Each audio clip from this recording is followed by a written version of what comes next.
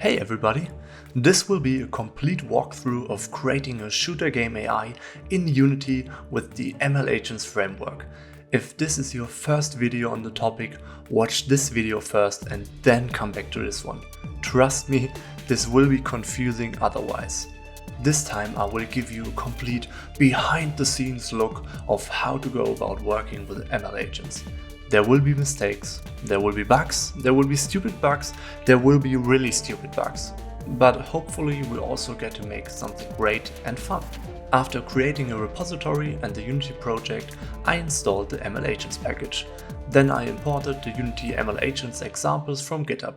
Those are always nice to have. To be honest, I steal a lot of stuff from them, they are great. Also, I like to put the trainer config file into the repository. I will change this file quite a lot, so having older versions backed up is crucial. Before jumping into building stuff, let's discuss what my plan is for now. As I said in many videos, I like to start very simple. And I really mean it. So the first training run will only include our agent and a single enemy. No movement, no rotation, just shooting. Yes, this is a ridiculously simple setup. The agent basically just has to press the shoot button. But if it learns to do so, we know that no critical mistakes have been made to this point. Let's go! We start with a simple platform and some walls. I assign them with tags immediately. We will probably use them later for raycasting anyway.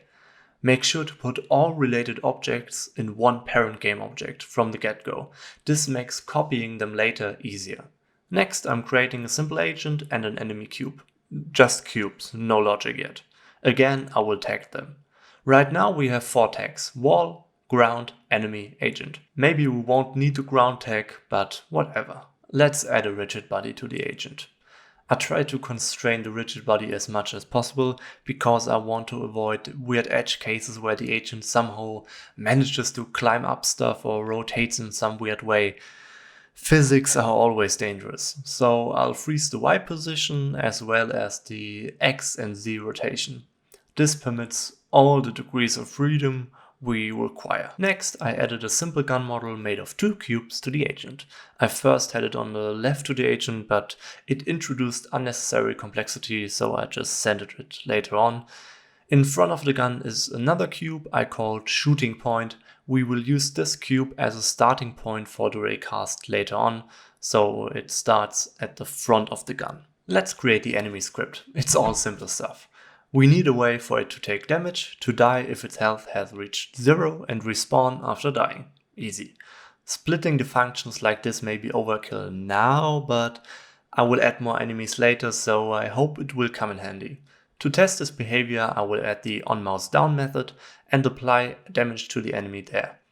This allows us to just click on the enemy and see if everything works. This is the kind of testing I like to do, but if you have a different style, go for it. Okay, now the shooting agent script. First we will implement all the agent methods, because we will probably need them anyway. As always, the agent collects observations and executes actions. We can control the agent manually in the heuristic method and reset its position and the environment in the onEpisodeBegin method.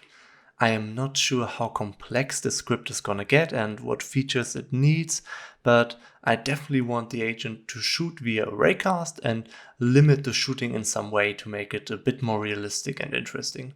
Again, we could also use an actual physical projectile to do the shooting, but this would increase the complexity and difficulty for the agent in a way I find unnecessary. At least for now. Let's try this out ourselves using the heuristic method. Great, seems fine. Let's start our first training run.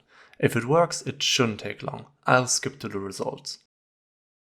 Okay, this is 50k steps and a few minutes later. Right now there are no penalties, so the cumulative reward chart doesn't really tell us much.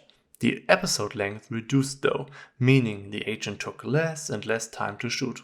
This is what we wanted to see. It clearly works. Nice. Okay, now we can slowly add more and more complexity. Let's start by giving the agent some movement and try again. I'll skip the details. It's a simple movement script, no magic sauce or anything. I first tested it by playing myself and then started training again. This time I used multiple arenas and added a small penalty each step to speed up the training. And those are the results. I had one failed run that stopped after 50k steps because I forgot to increase the max steps in the trainer config, but okay, oh well, that happens. But other than that, it's looking great. After around 300k steps, the agent seems to have reached a sort of optimal state. Again, let's increase the complexity some more. I want the enemy to spawn randomly, but let's not make it too random. A single access will do. Hindsight Sebastian here. In this case, adding a bit more complexity would have probably been a better idea in this case, but more on this later. Also, I want to add some more raycars so the agent can detect the enemy better. Oh, also adding the walls to the detectable tags is probably a good idea. And just for some visual indication, I will add a projectile. It's not required and won't change the gameplay in any way. If you're doing something like that, always make sure it's not detectable by the agent so you can ensure no weird stuff starts happening. Let's start training.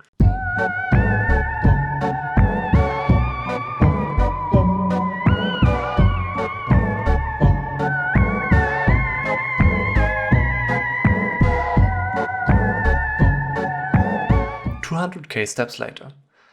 Okay, so the agent is just moving left, which is a valid strategy, I guess, but the enemy position isn't resetting when the agent does. This is not good. We'll have to fix that. Also, I will change the hyperparameters a bit. First, I will increase the hidden units as well as the time horizon and add curiosity to the reward signals.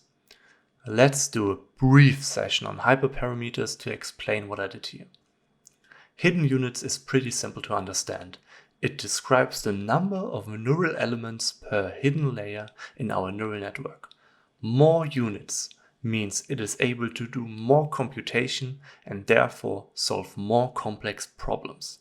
Time horizon, on the other hand, describes the number of steps the policy is executed before calculating an estimate.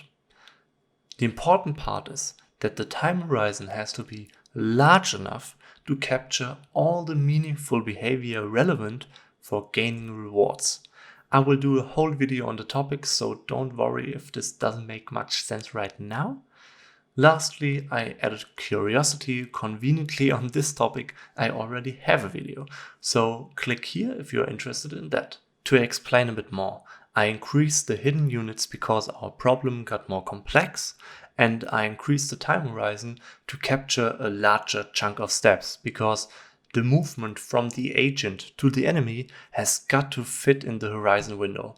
Lastly, I tried using curiosity just to encourage more exploration instead of just going left. Let's jump to the results of the next run. Around 850k steps, it suddenly became real good. Nice. Another reason starting so simple was so great is that we now have a better feeling about the complexity. We can be pretty sure that it will most likely need around maybe 1.5 to 5 million steps for a great result when we have implemented all the features. I will skip a few of the next steps. I added rotation to the agent and trained again. Then, to encourage less spamming, I added a penalty for missing shots. Also, I created an enemy manager to handle multiple enemies. Don't worry, it's simple stuff. The interesting part comes now though. Let's add movement to the enemies. Again, starting with the basic movement. No pathfinding, no obstacle avoidance, just moving in a straight line to the agent. Let's do a short recap on what is going on. We have our agent. It can move on 2 axes, rotate and shoot. As I wanted smooth, fine-grained movement, I chose a continuous action space with a size of 4. I am currently not aware that you can mix discrete and continuous action spaces. That's why shooting is also continuous, even though it is handled discrete in the logic. For observations, I have added 2 ray sensors to my agent. Why 2, you may ask? Quite simple. One is for everything in front of the agent and it is quite precise, and one is for everything behind the agent and it is not so precise. I assign rewards in a simple fashion. Each time an enemy gets killed, the agent receives a reward of 1 divided by the amount of enemies spawned. Additionally, I add a small penalty each step of -1 divided by max steps and a penalty of 0.02 if a shot misses. Though, to be honest, I changed this value quite a lot through the runs. First, I tested again by playing myself, and then started the training, and those were the results. And wow, it trained really quick. It works so good. I really didn't predict this working so well. But thinking about it, it makes sense.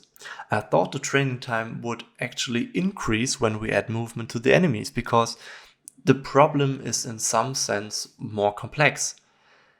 It may be more complex, but the enemies moving tends to decrease the episode length, because if the enemies reach the agent, it's over.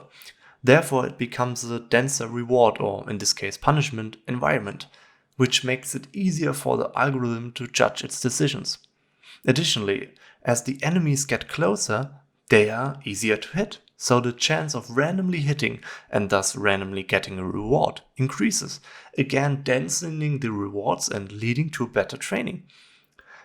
This is definitely a lesson learned for me and great for us, because our previous prediction of 1.5 to 5 million steps was probably off and we need to train less. Next, I played around with increasing the penalty for missing a shot and trained 2 more times. If we look at the graph, we can see the challenge becoming too easy. This is a good point for using curriculum training. Using that, we could increase the difficulty if the AI has reached a certain level of skill, and then maybe spawn more enemies or faster enemies, maybe both. We have to see and test. The idea of curriculum training is really simple and intuitive, because it's how people get taught in school, college, wherever. As their skills improve, the challenges set get more difficult. You only learn when challenging yourself beyond your comfort zone. It's the same with AI. The idea behind curriculum training is just that. We increase the difficulty of the environment by, for example, increasing the amount of enemies, either after a certain reward threshold or step count has been reached. The great thing about ML agents, it's really simple to do. Let's create a curriculum.yaml to extend our trainer config. This is how mine looks. We first decide if the threshold is a reward or step count. Then we define the threshold for our different lessons. In my case, each time a cumulative reward of 0.5 has to be reached for the next lesson to start. Each lesson increases the difficulty of the environment by changing the selected parameters below. In parameters, we define our custom parameters. In my case, amount of zombies, their speed, and the shooting frequency, which describes the amount of steps it takes for the weapon to reload. All the parameters are in form of a list or array. This is because each element in the list is linked to a different lesson. Of course, those are just parameters. They also have to be handled in our C# script. This is pretty easy to do. We can access the environment parameters via the Academy by calling get with default and then the name of our parameter and the default value. We can access the values defined in our curriculum. Simple. I had a bug after implementing curriculum training. The enemy manager didn't update its values, so the amount of enemies didn't change. Always check that the values are updated in on episode begin and not only at the start, so this bug won't happen to you. Other than that, it went pretty smoothly. I adjusted the curriculum a few times because the values were a bit harsh in the beginning, to be honest, and the minimum lesson length needed to be higher. If you stop training and then try to continue it while using curriculum training, make sure to not only do -- resume as you do, you also need to provide the lesson it should continue with. If you can't remember, check your TensorBoard. Yeah, to be honest, I'm quite content. I'm sure this video is already quite long, but I want to try out if we can train an AI that is able to manage a few different kind of arenas, different wall setups, different styles. I'll skip the building part. Okay, I've built a lot of different arenas and changed the enemies to nav mesh agents so they can properly avoid obstacles. Let's train and see the results.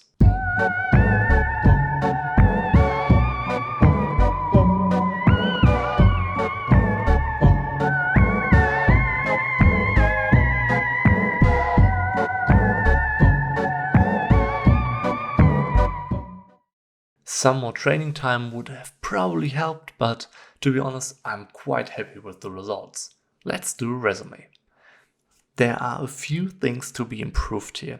First, observations are limited in that the AI doesn't know if an enemy is behind a wall, so it just starts spinning around randomly and shooting, which is a great strategy if you have no idea where an enemy is, but of course we could use visual observations if we wanted to fix that. We could also play around with LSTMs so the agent may remember where it previously saw an agent. Additionally, the enemies always move to the AI, so the amount of pathfinding the agent needs to do is limited. Kind of boring.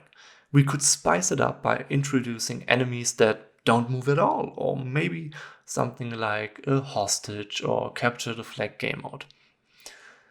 All in all, it pretty much depends on what your goal is. I hope this could show you how I go about things, always introducing more complexity step by step and working carefully. I hope you have enjoyed. You can support me on Patreon if you find my videos useful. Otherwise, make sure to subscribe and like this video. Have a great day and keep on learning. Peace!